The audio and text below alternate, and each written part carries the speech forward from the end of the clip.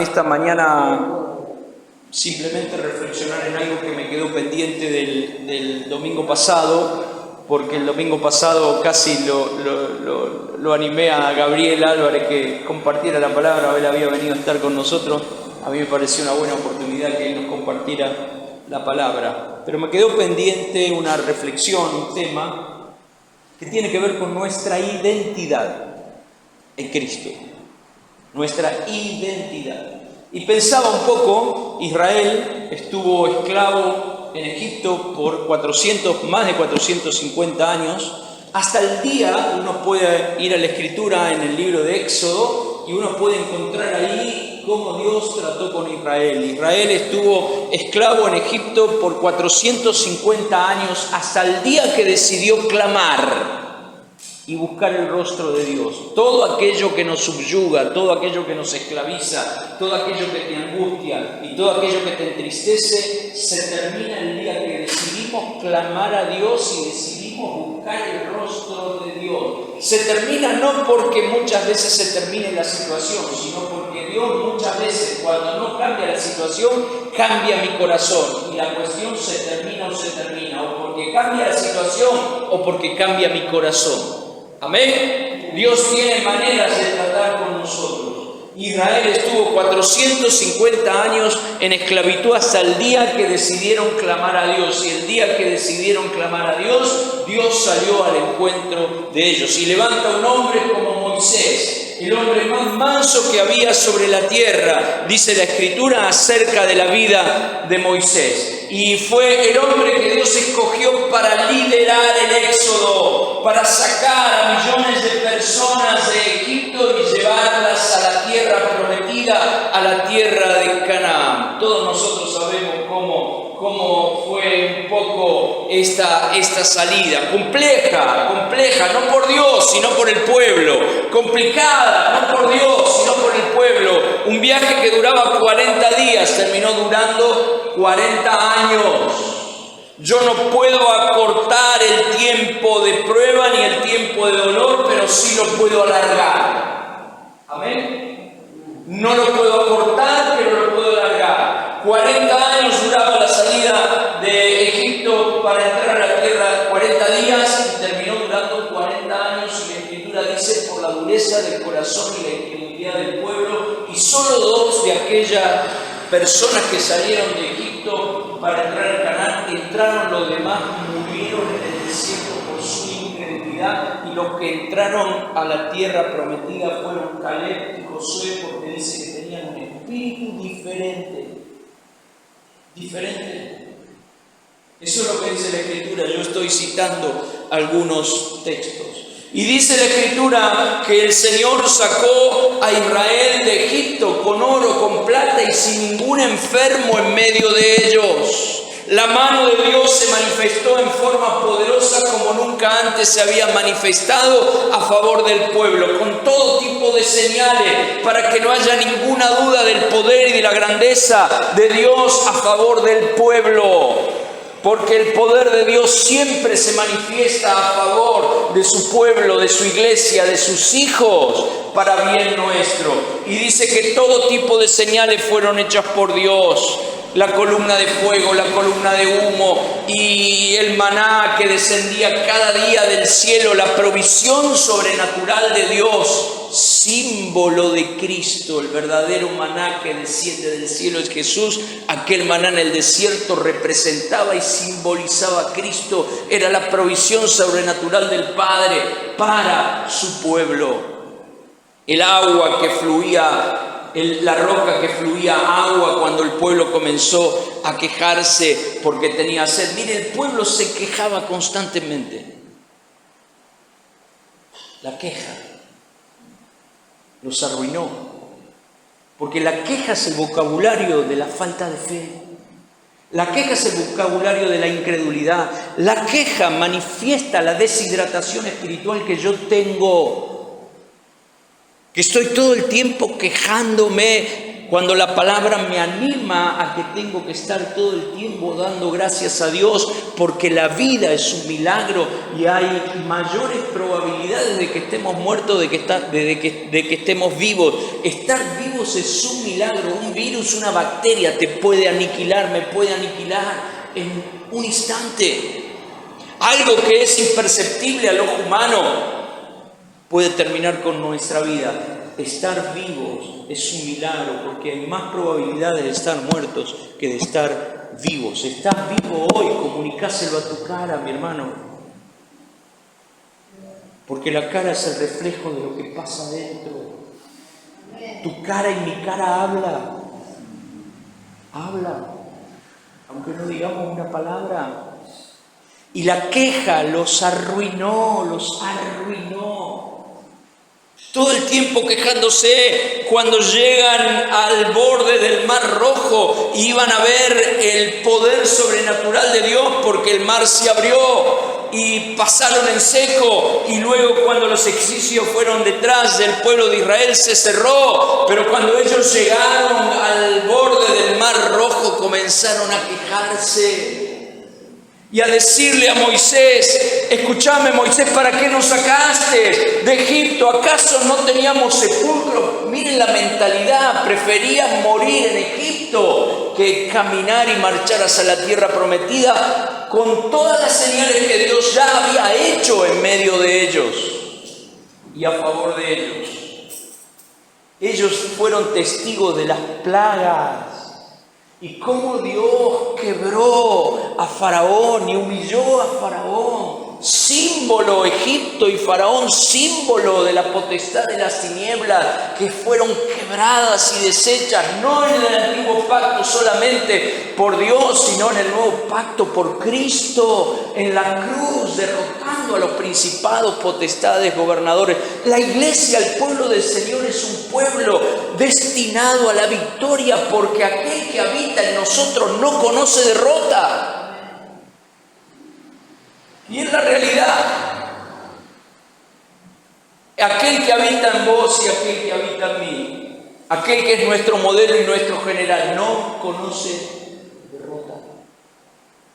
No conoce derrota. Venció la muerte, venció los principados, potestades, gobernadores, anuló el acta de los decretos que nos era contraria, triunfando sobre las tinieblas en la cruz. Habían visto todo el poder de Dios, como nosotros vemos todo el poder y la gracia y la misericordia de Dios a favor nuestro día tras día, pero la queja gana lugar en nuestro corazón, porque la queja no es un problema de la boca, es un problema del corazón. De la abundancia del corazón habla la boca está muy relacionada íntimamente, profundamente con nuestro corazón. Así que cuando vos escuchás a alguien hablar, enseguida te vas a dar cuenta qué es lo que hay en el corazón. No se necesita ser profeta para darse cuenta de lo que habita en el corazón del otro, aunque yo tengo que fijarme en mi propio corazón, sino tengo que simplemente escuchar para saber qué es lo que gobierna, qué es lo que llena el corazón, porque de la abundancia del corazón habla la boca. No había sepulcros en Egipto que nos trajiste hasta aquí para morir. Preferían morir como esclavos que avanzar hacia la libertad. Pero cruzan el Mar Rojo, y una vez que cruzan el Mar Rojo, yo me imagino, la Biblia nos relata y nos dice que allí hubo una gran celebración del otro lado del Mar Rojo. Dice que comenzaron a salir a danzar y a cantar. De ahí la alabanza hecho a la mar, los carros del faraón.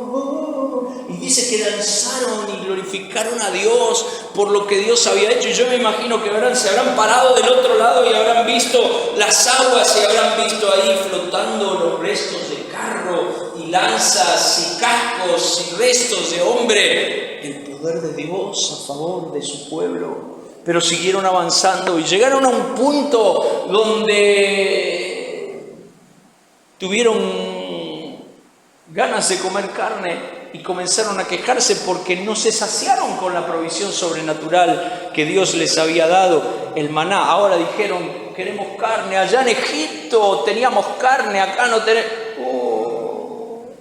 Otra vez. Yo me imagino como dice otra vez. Y Dios hace descender codornices sobre el campamento. Y son saciados, dice que tenían carne hasta en los dientes. Y fueron saciados. Pero avanzaron un poco más y se encontraron que querían tomar agua y comenzaron a quejarse. Y ahí se encuentran con la peña, símbolo de Cristo. La peña que fluye agua, la peña de Oreb que fluye agua, y esa peña es Cristo que fluye y fluye constante y continuamente con agua viva para cada uno de nosotros. Pero comenzaron a quejarse, y así constante y continuamente, la queja había ganado lugar en el corazón de ellos. Tenían una mentalidad de esclavos, tenían una mentalidad que preferían vivir esclavos en Egipto que ir hacia la libertad que Dios les proponía y hacia la tierra prometida. Tenían una crisis de identidad. No fue difícil sacar a Israel de Egipto, fue difícil sacar a Egipto del corazón de Israel. Lo mismo que pasa hoy con nosotros.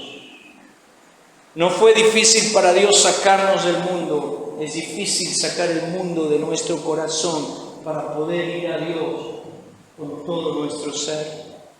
Tenían una crisis de identidad. Un poco más adelante tenían que ir a tomar una ciudad fortificada y tienen que mandar espías. Y Dios les había dado una palabra y les dijo: ustedes van a entrar y se van a comer a los habitantes de esa tierra como a pan. No fueron cualquiera, fueron 12 espías, príncipes del pueblo de Israel. 10 dijeron: no vamos a poder, con una palabra de Dios ya tenían ellos, no vamos a poder entrar a la tierra porque comparado nosotros con los habitantes de los que habitan en esa ciudad somos como langostas. Así se veían. 2 dijeron: vamos a entrar, vamos a tomar la ciudad, porque Dios ya nos dijo que lo íbamos a comer como pan. Y eso fueron Caleb y Josué, un espíritu distinto. No tenían problemas de identidad. El gran problema es que tenemos muchas veces una crisis de identidad, esquizofrenia espiritual. ¿Vieron lo que es la esquizofrenia? Una doble identidad o múltiples identidades. A veces sufrimos de esquizofrenia espiritual y tenemos crisis de identidad como el pueblo de Israel. Yo quiero ir al Nuevo Testamento para recordar algo que es muy importante, que está en Mateo capítulo 4, que es la tentación del Señor Jesús.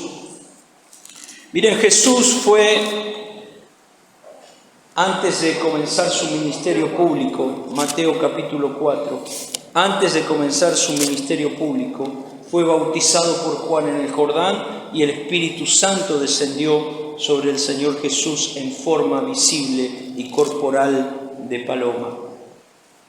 Luego de haber sido bautizado, dice la Escritura que Jesús es guiado por el Espíritu al desierto donde fue tentado. ¿Quién lo condujo a Jesús al desierto? El Espíritu. Porque a veces digo esto porque me parece importante, a veces cuando nos toca vivir un tiempo de desierto reprendemos la tiniebla, le echamos la culpa al diablo, y muchas veces Dios nos introduce en tiempos de desierto porque tiene que tratar con nuestro corazón y tiene que probar nuestra fe, porque la Biblia habla acerca de que nuestra fe tiene que ser probada y tiene que ser hallada más preciosa y purificada que el oro, dice en la Escritura. Y Jesús es bautizado por Juan en el Jordán, es lleno del Espíritu Santo y el Espíritu Santo lo conduce al desierto para ser tentado. Y es significativo lo que pasa en el desierto. Lo primero que quiere hacer Satanás en el Señor Jesús es soscavar su identidad de hijo. Soscavar su identidad. Que él dudara de quién era, que él dudara de quién era Él para el Padre. Miren, dice entonces: Jesús fue llevado por el Espíritu al desierto para ser tentado por el diablo, y después de haber ayunado 40 días y 40 noches tuvo hambre, y vino el tentador. Digo de paso, el tentador siempre viene cuando hay un lado flaco. Dice aquí: Jesús tuvo hambre y vino el tentador. El tentador va a venir a tentar y va a venir a golpear en medio de nuestra flaqueza, de nuestro lado más flaco, de nuestro lado donde no está cuidado. Acá dice: y Jesús tuvo hambre y vino el tentador y le dijo: si eres hijo de Dios. Lo primero que trata de hacer es soscavar la identidad del Señor Jesús. Si en verdad sos hijo de Dios,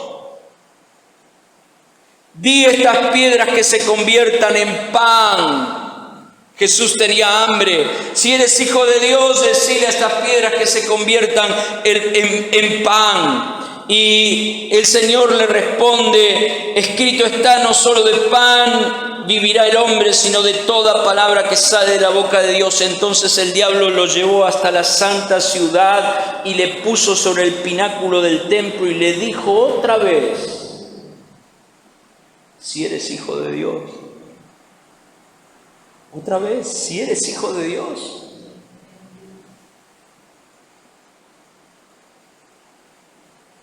Échate abajo, porque escrito está: sus ángeles mandará acerca de ti, y en sus manos te sostendrán, para que no tropieces con tu pie en piedra. Jesús les dijo: escrito está también: no tentarás al Señor tu Dios. Bueno, ustedes saben cómo sigue. Lo lleva, le muestra la gloria de este mundo y le dice: todo esto te daré si postrado me adorares. Lo primero que quiso es soscavar la identidad. Miren, Jesús no necesitó ningún milagro como nosotros necesitamos todo el tiempo. Si haces esto, voy a confiar. Si haces el otro, voy a confiar. Si haces un milagro acá, voy a tener la certeza de que yo soy amado, de que yo soy querido, de que soy deseado y de que soy tu hijo. Jesús no necesitó hacer ningún milagro para demostrarle al diablo que él era hijo. No necesitó hacer nada. Él tenía clara su identidad, sabía quién era, porque su identidad estaba basada en el Padre y no en cosas externas. La identidad de un hombre, de una mujer de Dios, no está fundamentada en cosas externas, está basada en esta realidad de que fuimos constituidos en hijos de Dios por el puro afecto de su voluntad. Amén. No necesitó hacer ningún milagro. No necesitó ninguna demostración en particular. Tenía claro quién era. Yo quiero hablar rápido de la identidad. ¿Qué es la identidad? La identidad es un conjunto de rasgos y características que diferencian a una persona de otra. Amén. Voy de vuelta. Es un conjunto de rasgos y características particulares que diferencian a una persona de otra. Nuestra identidad en el plano natural se conforman por tres cosas en el plano natural. Factores heredados. ¿De quién?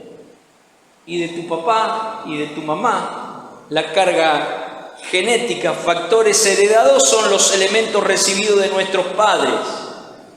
Temperamento, pasiones, defectos, cualidades físicas o psíquicas. No sé si te pasa que en la medida que nos vamos poniendo grandes te dice: estás igual a tu mamá, estás igual a tu papá.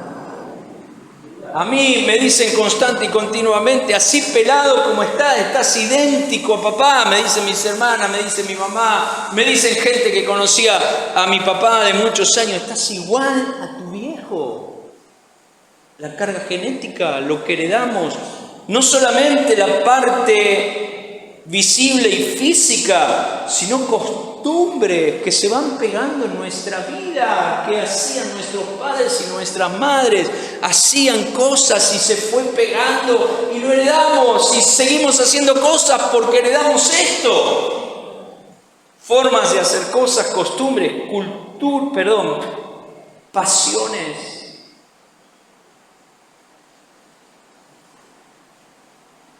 Y a veces me pregunto por qué soy de Racing, porque mi papá era de Racing. ¿Por qué se tiene de Racing? Pasó.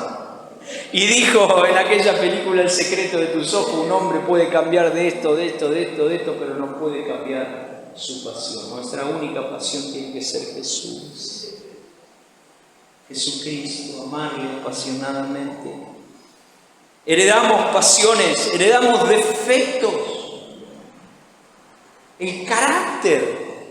Tenés el carácter de tu viejo, tenés el carácter de tu vieja, ¿sí o no? Dicen así o no. Pero ¿a quién heredó este carácter? Si yo no soy así, algunos dicen, lo habrá heredado de tu vieja, lo habrá heredado de tu viejo. Y vieron que uno tiene varios hijos, pero son distintos unos de los otros. Y uno hereda una parte del carácter de uno, otro hereda nuestro carácter, déjame decirte entre paréntesis, tiene que ser tratado. Porque ahora no tiene que ser más el carácter de papá o de mamá, sino lo que tiene que verse en nosotros es el carácter de Cristo.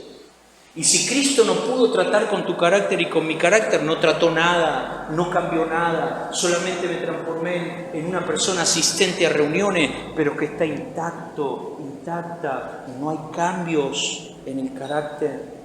Cuando la Biblia habla del fruto del Espíritu, amor, gozo, paz, paciencia, mansedumbre, benignidad, templanza, bondad, fe, no es otra cosa que el carácter de Cristo y es la primera área donde un hombre, una mujer de Dios tiene que empezar a dar fruto. Y si no empieza a dar fruto ahí, que es el carácter de Cristo, Dios no cambió nada. No digo que ya alcanzamos esto, sino que estamos en un proceso donde el carácter de Cristo es formado y estamos transitando el camino que es Cristo para llegar a la misma meta que es Cristo. Pero estamos en un proceso que la Biblia dice, vamos de gloria en gloria y de victoria en victoria hasta, miren como la aurora, hasta que el día es perfecto. Mi hermano, evolucionemos, no involucionemos. Amén. Hay gente que involuciona, llega a un punto de su vida espiritual que involuciona en vez de involucionar. La vida del Hijo de Dios tiene que ir creciendo constante, continuamente, siempre. ¿Cuánto? Siempre. El apóstol Pablo dice, creciendo en la obra del Señor, siempre. Y hay una realidad que muchas veces cuando nos relajamos, cuando nos descuidamos, dejamos de crecer para decrecer. Y esta es una realidad. Comenzamos a decrecer. Cuando nos relajamos, cuando nos aflojamos, empezamos a decrecer y áreas que estaban conquistadas y sometidas bajo el señorío de Cristo empiezan otra vez a ganar lugar en nuestra vida porque hemos menguado en nuestra vida espiritual y empiezan a aflorar cosas que ya no estaban, pero comienzan otra vez a aflorar. Y yo llegué a una conclusión: cuando se deja de crecer, no es que uno llega a un punto y acá me tomo un relax y digo, bueno, acá me detengo, hago un asentamiento espiritual, me quedo dormir acá y no retrocedo. La realidad es que aquel que deja de crecer comienza a decrecer en el plano espiritual. Empieza a evolucionar. Me viene simplemente David cuando se tomó un relax en la terraza de su palacio y dijo: yo soy el rey. La verdad, David tenía que estar peleando junto con el pueblo y dijo: me voy a tomar un relax. ¿Sabes lo que pasó cuando David se tomó un relax? Cuando se relajó su vida fue un relax, porque puso la mirada donde no tenía que ponerla. No solamente la mirada, sino que avanzó y llegó a hacer cosas que no debía hacer. Afectó su vida espiritual, afectó su vida familiar y afectó la vida del pueblo de Dios. Mi hermano, toda decisión que no vaya en la misma dirección de la voluntad de Dios va a afectar indefectiblemente mi vida, mi familia y también donde me reúno. Siempre, porque somos parte de un mismo pueblo, de una misma iglesia, de una sola iglesia. Las malas decisiones traen malas consecuencias siempre. Digo alguno más, como ¿se acuerdan de este hombre llamado Acán? Que se quedó con un manto babilónico cuando Dios le dijo que destruya todo y lo escondió. Y saben, uno no puede meter la mugre abajo de la alfombra toda la vida. La podemos meter 1 o 2 veces, pero toda la vida no se puede. ¿Por qué? Y porque se va a hacer una montaña y es evidente que hay mugre. Y Acán escondió el manto babilónico y algunas cosas más. Y afectó no solamente su vida, toda la familia fue destruida. Y el pueblo, cuando fue a una batalla, habían tomado Jericó, ahora tenían que ir a tomar una ciudad muchísimo más chiquita, donde la batalla debería ser un trámite. Perdieron la batalla, tuvieron que consultar a Dios y Dios le dijo, miren que hay uno que se quedó con esto y con aquello. Consecuencias para él, consecuencias para la familia, consecuencias para la nación, para el pueblo. Heredamos pasiones, defectos, cualidades físicas y psíquicas, emocionales. Otra de las cuestiones que van determinando nuestra identidad son factores adquiridos por el medio ambiente. ¿Qué significa esto? Costumbres, cultura, donde me crié, donde fui enseñado, donde crecí, donde me desarrollé, forma de ver la vida y cómo fuimos tratados en nuestra niñez van definiendo nuestra identidad.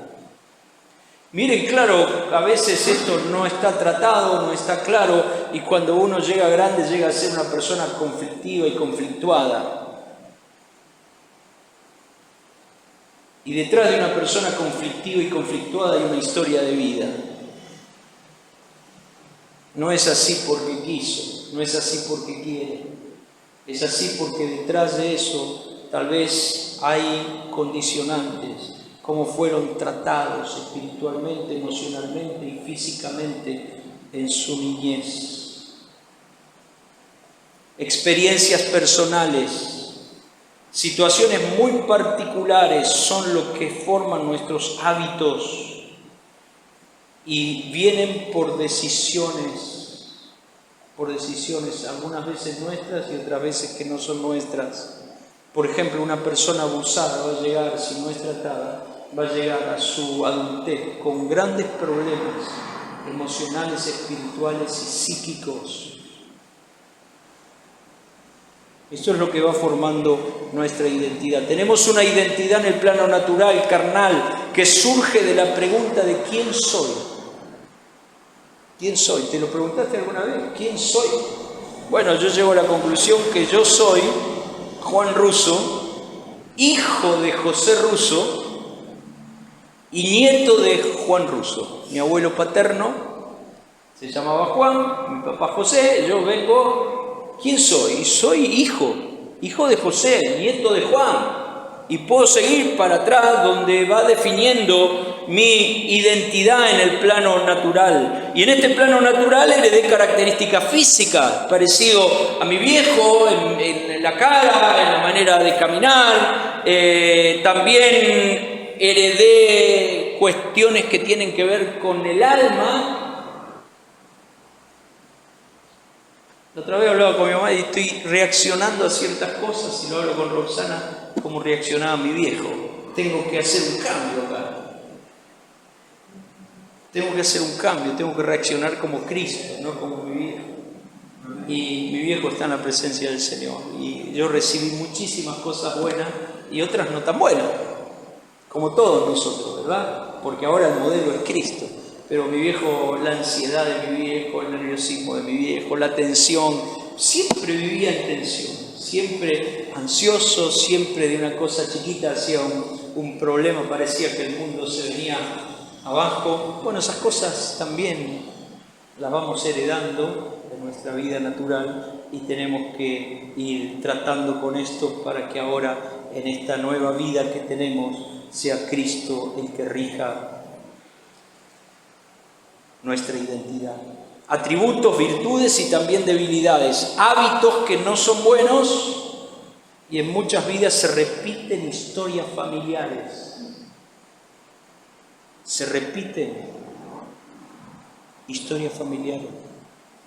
Si el papá fue alcohólico, el hijo termina alcohólico y el nieto termina alcohólico. Si el papá fue un adicto, el hijo termina adicto y el nieto termina adicto.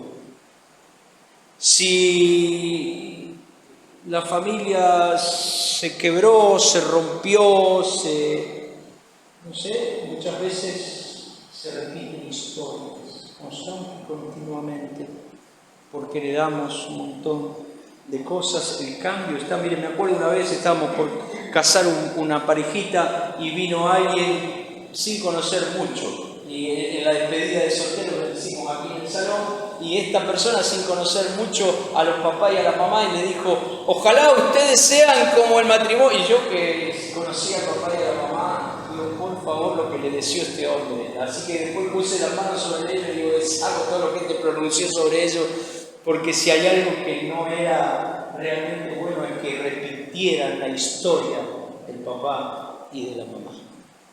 Muchas veces se repiten historias familiares muy tristes, y en Cristo tenemos la posibilidad de cambiarlo.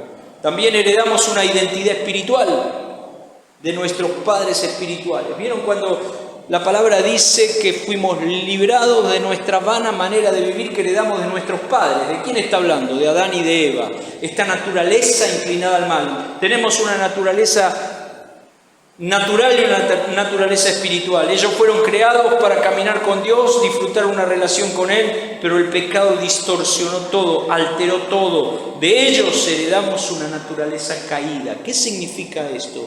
Que te sale y me sale mejor hacer lo malo que lo bueno. Esa es la naturaleza adámica, pecadora, caída, que fue metida dentro nuestro y la que heredamos de nuestros padres espirituales, Adán y Eva. El pecado distorsionó todo. De ellos heredamos una naturaleza caída, pecadora, inclinada al mal. Romanos 5:12 dice esto acerca de esta naturaleza heredada. No sé si alguno me ayuda y busca algún texto, me quisiera apoyarlo lo que digo con la Escritura. Romanos 5:12. Y como consecuencia de esto, todos nacimos bajo un gobierno espiritual. Bajo un gobierno espiritual, todos nacimos. ¿Lo tenés? ¿Qué dice? Por tanto, como el pecado entró en el mundo por un hombre, y por el pecado la muerte, así la muerte pasó a todos los hombres, por cuanto todos pecaron.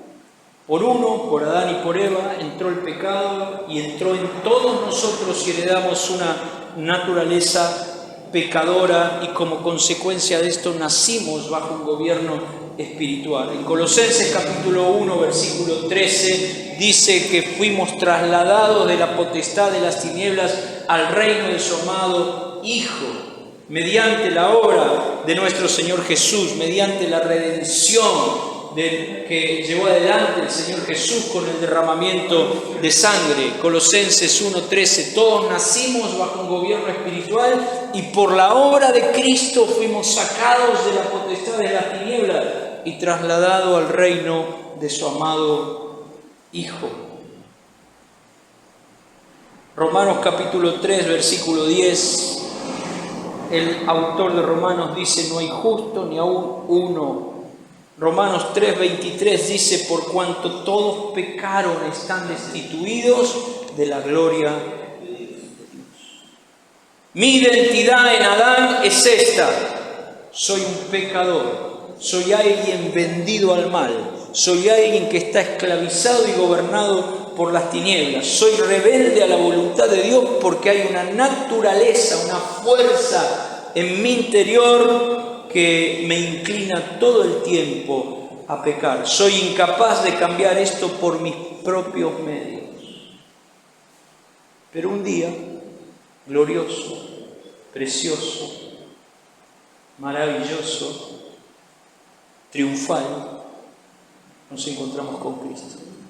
Y la pregunta es si te encontraste. ¿Te encontraste con Cristo? Porque ese día que nos encontramos con Cristo Jesús, tuve fe, me arrepentí, me bauticé en agua para perdón de mis pecados. Romanos capítulo 6 habla de esto y también dice la Escritura en 2 de Corintios 5:17, si alguno está en Cristo, nueva criatura es. Las cosas viejas pasaron.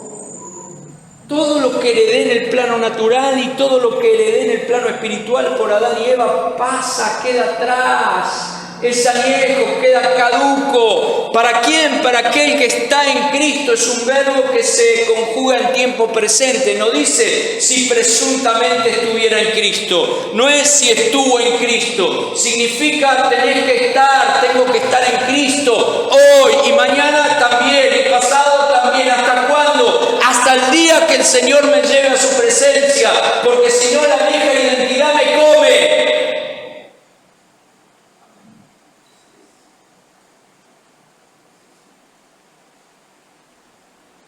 También dice Romanos capítulo 8, versículo 1, ahora pues ninguna condenación hay para los que están en Cristo Jesús, los que no viven conforme a la carne, sino conforme al Espíritu. Ninguna condenación hay para los que están, para los que viven en la realidad de Jesús en nuestra vida. Jesús vino para darnos nueva vida y con la nueva vida viene nueva identidad. Y que yo tengo que creer esto, porque el gran problema de Israel es que no creyó, comparado con Jesús que sí creyó quién era, porque su identidad estaba fundamentada en el Padre y en su vida, en el Padre y su relación con el Padre. Pero Israel transitó todo el desarrollo de caminar en el desierto con un conflicto de identidad tremendo. La nueva vida trae nueva identidad. Por tanto, en Cristo soy alguien nuevo. Miren, yo tengo textos, por ejemplo, Juan capítulo 1, versículo 12 y 13. Búsquenlo. En Cristo soy alguien nuevo. No tengo por qué seguir viviendo en pecado ni bajo el gobierno de Satanás, ni repetir historias familiares, porque ahora tengo nueva naturaleza, porque ahora tengo nueva vida. Tengo la misma cara, el mismo cuerpo, pero interiormente ya no soy el mismo. Yo hubiese querido cambiarme la cara, hubiese querido medir un poco más. Tengo la misma cara, lamentablemente, el mismo cuerpo, pero adentro habita Cristo. Y vive Cristo. Y Cristo se tiene que expresar a través de nosotros. Nos hizo alguien nuevo desde el mismo momento que entregué mi vida a Él. Juan 1, 12, ¿qué dice? Y 13. Mas a todos los que le recibieron, a los que creen en su nombre, les dio potestad de ser hechos hijos de Dios, los cuales no son engendrados de sangre, ni de voluntad de carne, ni de voluntad de varón, sino de Dios. A todos los que creyeron y lo recibieron le dio la potestad, el poder, la autoridad de ser hechos hijos, los cuales no nacieron de voluntad de carne, sino que fueron engendrados en el Espíritu y por el Espíritu. Hay un nuevo nacimiento que trae una nueva vida y que esa nueva vida trae una nueva identidad. Amén. Y esta es la absoluta verdad y en la cual yo tengo que creer y tengo que funcionar. Primera de Juan, capítulo 3, versículo 1 y 2. El que lo tiene, lo lee.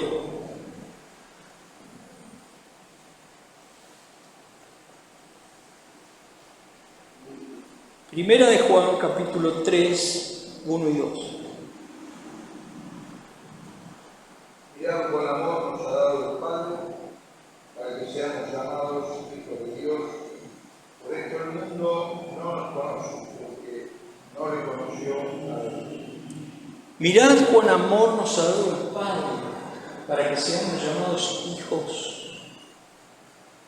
Ahora todos los atributos del Padre están en Cristo y Cristo en nosotros. La herencia espiritual. Bueno, el mundo no le conoció, tampoco te va a conocer a vos y me va a conocer a mí. Significa, no, Jesús no simpatizó mucho con el mundo, tampoco va a simpatizar con vos y conmigo si Cristo realmente está en nuestra vida. Soy hijo. ¿Quién es tu Padre y mi Padre ahora en Cristo? ¿Quién es? Dios. No me hizo miembro de una religión. No me hizo miembro de una denominación religiosa, no me hizo miembro de una estructura religiosa, no me hizo miembro ni de la iglesia evangélica ni de la iglesia católica, me constituyó en hijo.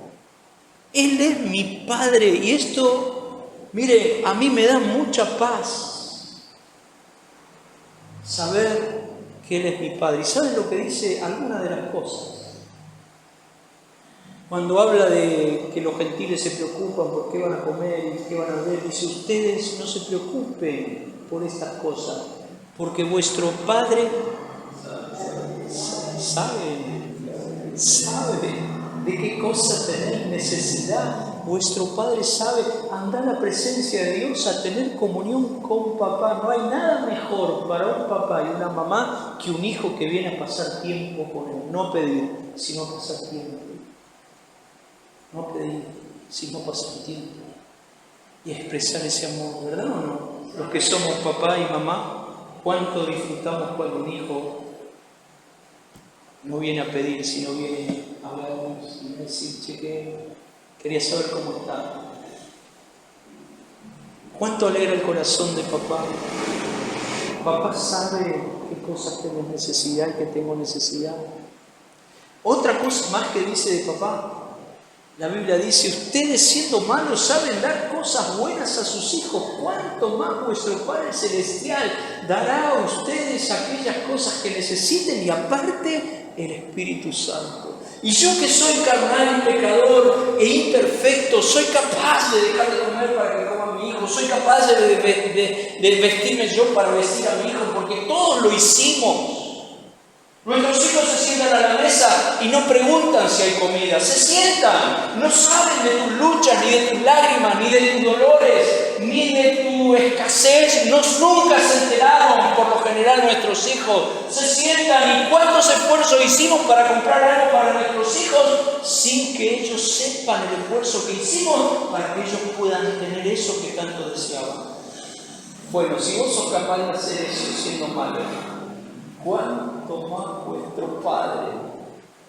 ¿No te da gozo, no te da ganas de aplaudir a papá? Amén. Amén. Nos constituyó en hijos.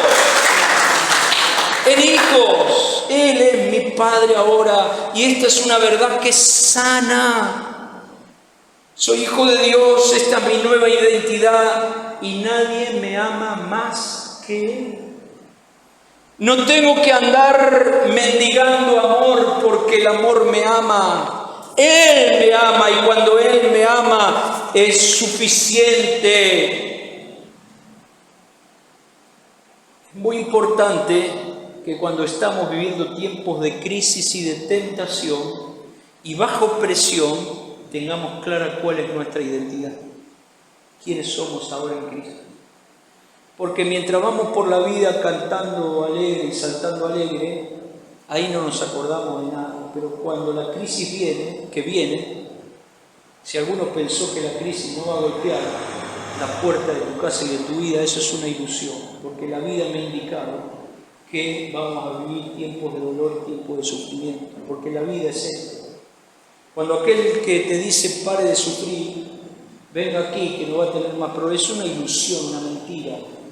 La vida es que vamos a enfrentar momentos de dificultad y de crisis y de tentación y estar bajo presión. Y en ese momento tengo que tener clara cuál es mi identidad, como la tuvo el Señor Jesús. ¿Quiénes somos? Define cómo actuamos. Amén. ¿Quiénes somos? Define cómo actuamos. Quiénes somos define cómo actúo y cómo decido. No tengo que hacer un montón de actividades religiosas para ser cristiano. Soy cristiano y soy hijo de Dios porque puse mi fe en Cristo, porque le di mi vida a Él. No soy cristiano porque vengo a una reunión. No soy cristiano porque hago un montón de actividades religiosas. Soy cristiano porque mi vida le pertenece, porque puse mi fe, porque le entregué mi vida y porque ahora en Él tengo nueva vida y nueva identidad, y ahora vivo de esta manera porque tengo nueva vida y nueva identidad. Miren, hay gente que no tiene claro esto, viene a las reuniones, pasa años en las congregaciones, pero sigue haciendo las mismas cosas que hacía en el mundo porque no tiene nueva identidad. Entonces lo que te cambia no es la reunión, lo que te cambia no es el activismo religioso. Ahora, porque tengo nueva vida en Cristo, Cristo es el que transforma, Cristo es el que cambia. Miren, parece una tontera, pero esto define un montón de cosas. Porque la gente viene, hace un montón de cosas y sigue igual, intacta. No me hace mejor hacer un montón de cosas religiosas. Ahora, porque tengo nueva vida y tengo nueva identidad, actúo de acuerdo a esta nueva vida y actúo de acuerdo a esta nueva identidad.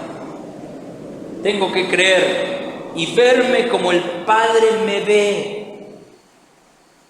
Tengo que creer y verme como el Padre me ve. El Señor Jesús le dijo a los discípulos: ustedes son la sal de la tierra y la luz del mundo. Estaban verdes, Estaban verdes. No le dijo: ustedes presuntamente van a llegar a ser sal y luz. Ustedes presuntamente puedan ser sal y luz. Ustedes, si siguen adelante, van a ser... No. Ustedes son sal y luz. Y lo creyeron. Y a pesar de sus defectos y dificultades, avanzaron creyendo que eran la sal y la luz de este mundo. A veces nos preguntamos: ¿me conocerá Dios? Porque hay dos partes importantes. Una es que conozca a Dios y la otra ser conocido por Dios. Romanos 8:28 dice: y a los que antes conoció, te conoce desde la fundación de tu vida. Desde antes que nacieras, te conoce, me conoce. No fuimos hijos de Dios por casualidad. A veces me ha tocado a mí con alguna familia decirle: che, qué lindo el hijo chiquito, y viene el papá y me dice: este vino por casualidad. La verdad, no nos cuidamos, vino por casualidad. Vino de sorpresa. En el reino de Dios no hay hijos por sorpresa. No hay hijos por casualidad. Fuiste deseado, amado, amada, escogido, escogida por Dios. ¿Me conocerá Dios? A los que antes conoció, también los predestinó. Efesios capítulo 1, versículo 4, me escogió. ¿Qué dice Efesios 1, 4? A ver si alguno lo puede buscar rápido. Me escogió, me eligió, dice, según el puro afecto de su voluntad.